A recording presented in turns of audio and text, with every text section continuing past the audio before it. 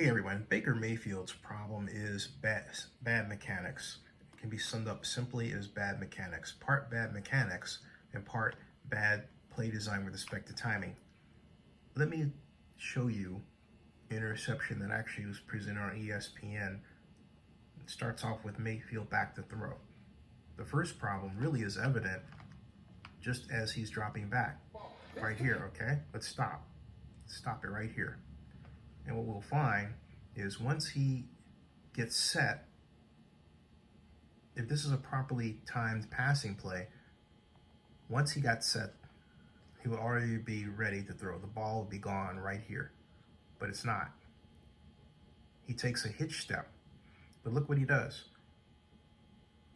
He spends his next moment pulling his arm all the way back.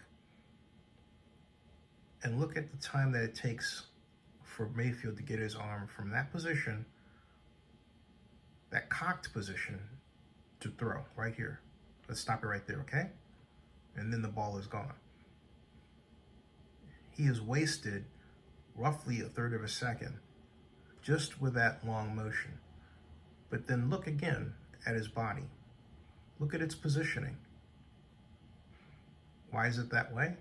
Because that cocked motion means he's trying to throw with his arm and not throwing with his body. His body is not turned toward his target at all.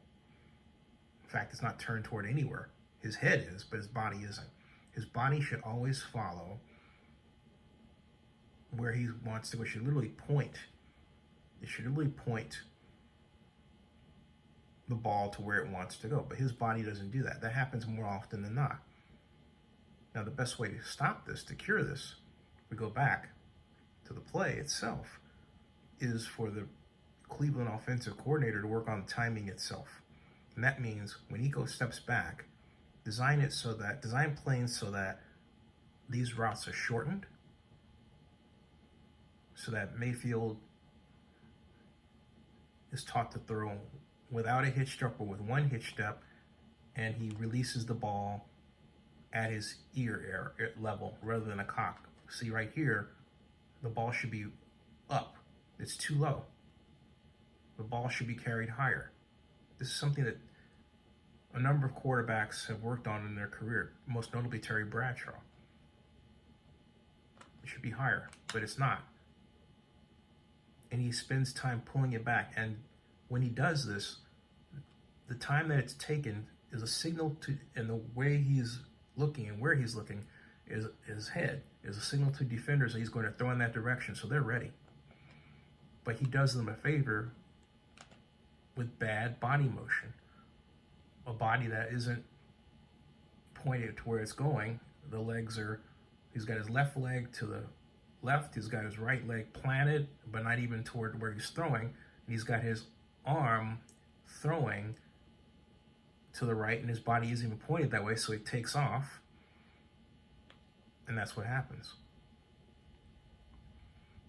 There are a lot of examples of bad mechanics by Baker Mayfield and a badly timed passing offense by the Cleveland Browns.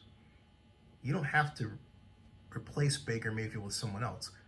This happens because the Cleveland Browns don't pay attention to passing mechanics. There's a lot of bad passing in the NFL today. It's one thing to throw for a lot of yards.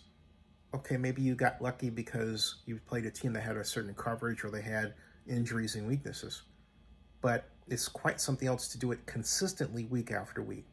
The Cleveland Browns don't do that. So it doesn't matter who you put in.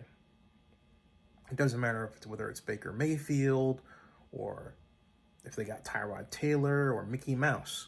The outcome would be the same. Why? Because the Browns clearly do not pay attention to basic passing game mechanics. Otherwise, these problems wouldn't occur. Baker Mayfield's wind-up problem is constant. His body positioning problems are constant. And the fact that these are allowed to occur week to week says nothing good about the Browns coaching staff. Just putting it out there where it is. Subscribe to Zenny62 and bookmark OklandNewsNow.com.